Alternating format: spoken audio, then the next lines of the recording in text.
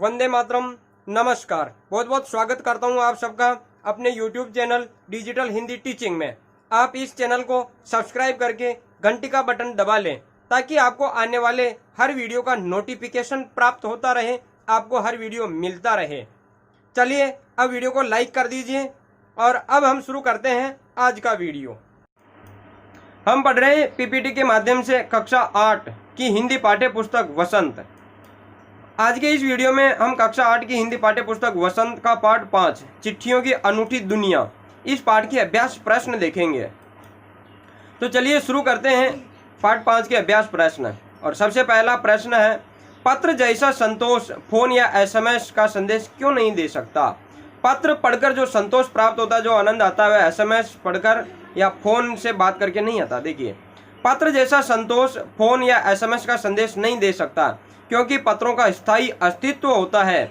उन्हें पढ़ने के बाद में सहेज कर रखा जा सकता है और बाद में कभी भी पढ़ा जा सकता है, 5 साल बाद, 10 साल बाद में। जबकि फोन या एसएमएस का संदेश केवल सुना जा सकता है, पढ़ा जा सकता है, उसे डिलीट कर दिया जाता है बाद में।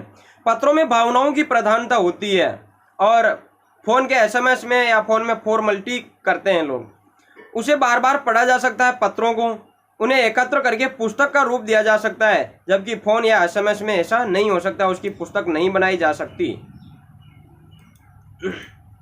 अब देखिए दूसरा प्रश्न, पत्र को खत, कागज, उत्तरम, जाबू, लेख, कड़िद, पाती, चिट्ठी इत्यादि कहा जाता है। इन शब्दों से संबंधित भाषाओं के नाम लिखिए। देखिए, पत्र को खत उर्दू भाषा में कहते हैं, पत्र को कागज कन्नड़ भाषा में कहते हैं, पत्र को उत्तरम, जाबू और लेख तमिल या तेलुगु भाषा में कहा जाता है, और कड़िद तमिल भाषा में कहते हैं, पाती, चिट्ठी हिंदी भाषा में कहते हैं। अब देखिए तीसरा प्रश्न है, पत्र लेखन की कला के विकास के लिए क्या क्या प्रयास हुए? पत्र कला का जो लेखन, इसका विकास होना चाहिए, इसके लिए क्या क्या प्रयास किए गए?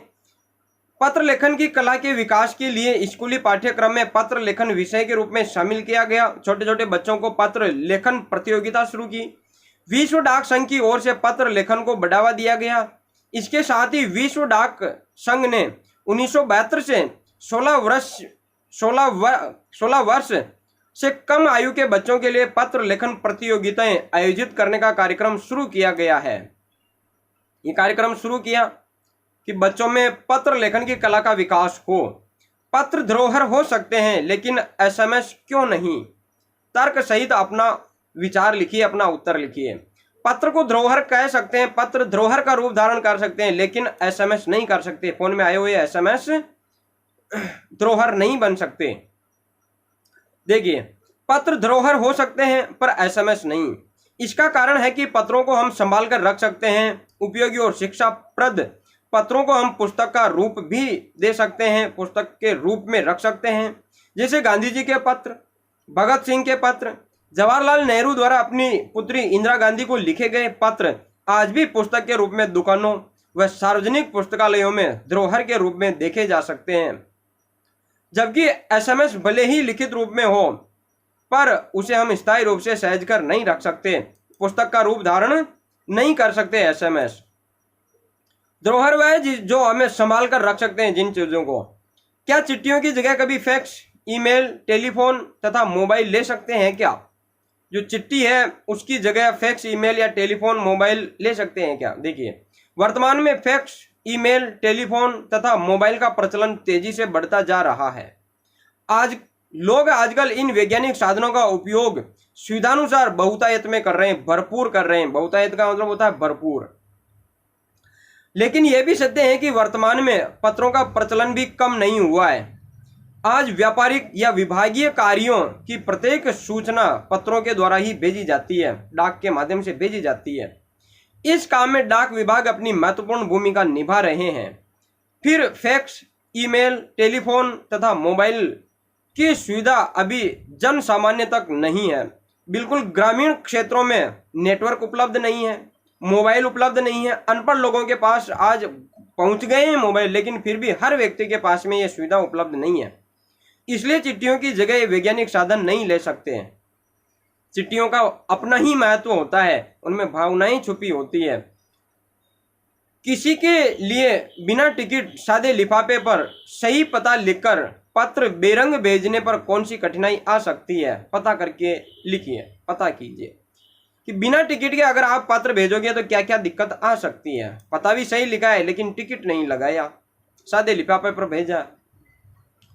यदि बिना टिकट सादे लिफाफे पर सही पता लिखकर पत्र बेरंग भेज दिया जाए तो हो सकता है कि पोस्टमैन उस पत्र को वितरित ही न करे, पहुंचाए नहीं, अलग फेंक दे, उसको कूड़ादान में फेंक दे। ये पत्र पहुंचाने उस पर टिकट लगाना जरूरी है, बिना टिकट का पत्र नहीं पहुंचाया जा सकता।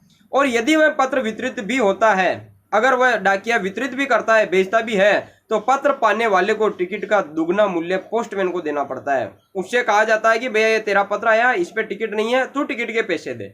तो और टिकट के दुगने पैसे लिए जा सकते हैं। उस पत्र को पते पर पहुंचाकर जिसको लिखा गया है उससे उसके पैसे वसूल कर लिए जाते हैं, या तो पहुंचाया नहीं या फिर उससे पैसे ले लिए जाते हैं। पिन कोड भी संख्याओं में लिखा गया एक पता होता है। कैसे, आप पूछ सकते हैं घर वालों से पिन कोड क्या होता है। देखिए, पिन कोड की संख्या भी एक तरह का पता होती है। ये 6 अंकों की होती है। पिन कोड 6 अंकों में लिखा जाता है। इसका प्रत्येक अंक अपने आप में महत्वपूर्ण होता है। इसका पहला अंक राज्य को, पहला अंक जैसे राजस्थान का है, महाराष्ट्र का है, कहाँ का है, उस राज्य को प्रदर्शित करता है। पहला अंक, पहले अंक से पता चल जाता है कि कौन से राज्य में जाने वाला पत्र है। अगले 2 अंक उस क्षेत्र को, किस क्षेत्र में जाएगा, किस तहसील में जाएगा, किस जिले में जाएगा। पहला अंक राज्य को दर्शाता है, अगले 2 अंक क्षेत्र को दर्शाता है, और अंतिम 3 अंक संबंधित डाकघर के सूचक होते हैं। अंतिम 3 अंक डाकघर, ये कौन से डाकघर में जाने वाला पत्र है, इससे पता चल जाता है। पहले तो पहले अंक को देखकर अलग कर देते हैं, भाई ये राजस्थान की चिट्ठी है, ये महाराष्ट्र की चिट्ठी है, गुजरात की चिट्ठी है। हमने यहाँ से गुजरात की चिट्ठी लिखी और उस पर वहाँ का पिन कोड नंबर डाल दिया, तो पहले अंक को देख वह अलग कर देगा, चिट्ठी ये गुजरात जाने वाली चिट्ठी है। आगे के 2 अंक देखकर वह कौन से जिले में, कौन से क्षेत्र में जाएगी, उस क्षेत्र की सारी चिट्ठियां छांट ली जाती है। और फिर आगे के 3 अंक कि ये कौन से डाक विभाग को पहुंचानी है, कौन से डाकघर को पहुंचानी है, फिर वो डाकघर आगे पते पर पहुंचाएगा। तो ये जो अंतिम 3 अंक होते हैं वो डाकघर के सूचक होते हैं। संबंधित डाकघर में पत्रों की छटाई होती है और इसके बाद में पत्रों का वितरण कार्य किया जाता है। बाद में वो पत्र अपने पते पर पहुंचा दिए जाते हैं। ऐसा क्यों होता था कि महात्मा गांधी को दुनिया भर से जो पत्र आते थे उन पत्रों में महात्मा गांधी इंडिया पता लिखकर आते थे। उनमें पता महात्मा गांधी को पता तो कोई एक होता है ना, किसी एक व्यक्ति का एक जगह होगा, एक मकान का पता होगा। व्यक्ति का क्या पता, व्यक्ति तो इधर उधर घूमता फिरता है। लेकिन ये जो पत्र आते थे ये महात्मा गांधी के नाम से आते थे और महात्मा गांधी का पता क्या लिखा होता था, इंडिया, महात्मा गांधी इंडिया। देखिए, महात्मा गांधी विश्व प्रसिद्ध और लोकप्रिय व्यक्ति थे। स्वतंत्रता के लिए चलाए गए आंदोलनों तथा उनके उल्लेखनीय योगदानों ने उन्हें भारत का राष्ट्रपिता बना दिया था। उस समय गांधी जी देश के किस क्षेत्र में या किस भाग में रहकर क्या कर रहे हैं ये सबको पता था। सबको पता होता था कि गांधी जी कहाँ, आज यहाँ है, कल पता नहीं कहाँ होंगे। तो अगर आज यहाँ और यहाँ का पता लिख दिया गया तो चिट्ठी फिर यहीं आएगी, लेकिन गांधी जी तो यहाँ कल मिलेंगे नहीं। तो पूरा भारत ही उनका पता हो गया था, जहाँ भी हो गांधी जी पूरे भारत में, वहाँ ये चिट्ठी पहुँच जाए। तो डाकिया पता करता था कि भाई गांधी जी आज कहाँ है, डाकिया को भी पता होता था गांधी जी आज कहाँ है, कल कहाँ जाएंगे। इसलिए गांधी जी को दुनिया भर से भेजे गए पत्रों में महात्मा गांधी इंडिया यही पता लिखा हुआ होता था। इसी पते से लिखकर लोग भेजते थे। अब हम देखते हैं भाषा की बात। और भाषा की बात में हम सबसे पहले देखते हैं किसी प्रयोजन विशेष से संबंधित शब्दों के साथ में पत्र शब्द जोड़ने से कुछ नए शब्द बनते हैं। कोई जैसे किसी विशेष कार्य के लिए जो शब्द प्रयुक्त होते हैं उनके साथ में अगर पत्र शब्द जोड़ दिया तो नए शब्दों का निर्माण हो जाता है। देखिए, जैसे प्रशस्ति पत्र, प्रशस्ति के साथ में पत्र जोड़ा, प्रशस्ति पत्र बन गया। समाचार के साथ में पत्र जोड़ा, समाचार पत्र बन गया। आप भी पत्र शब्द के योग से बनने वाले 10 शब्द लिखेंगे। आप लिखेंगे कुछ शब्द, यहाँ मैं बताता हूँ, इनके अलावा भी आप लिखेंगे। देखिए, शिकायती पत्र, प्रार्थना पत्र, बधाई पत्र, संवेदना पत्र, और देखिए निमंत्रण पत्र। इनके अलावा आपको और भी लिखने हैं, आवेदन पत्र, नियुक्ति पत्र, त्याग पत्र, कार्यालय पत्र, और देखिए शपथ पत्र। प्रार्थना पत्र हो गया, इस प्रकार से पत्र शब्द के साथ में इन शब्दों को जोड़कर नए शब्दों का निर्माण कर लिया जाता है, नए शब्दों की उत्पत्ति हो जाती है, नए शब्दों का आगमन हो जाता है। और भाषा क्या होती है? पुष्ट होती है नए नए शब्दों के निर्माण से। देखिए व्यापारिक शब्द, इसमें व्यापार के साथ में इक प्रत्यय के योग से बना है। व्यापार के साथ में इक प्रत्यय जोड़ा और व्यापारिक शब्द बन गया। इक प्रत्यय के योग से बनने वाले शब्दों को आप अपनी पाठ्य पुस्तक से खोज कर लिखिए। आप स्वयं अपनी पाठ्य पुस्तक में खोजेंगे, पूरी पाठ्य पुस्तक में इक प्रत्यय से बने हुए शब्द कहाँ कहाँ है वहां से खोजकर यहाँ पर लिखने हैं। यहाँ कुछ शब्द मैं बताता हूँ, इनके अलावा आपको खोजकर और अन्य शब्द लिखने हैं। देखिए, और उनमें मूल शब्द क्या है और उनके जुड़ा हुआ प्रत्यय क्या है। इक प्रत्यय से बना हुआ लिख रहे हैं हम।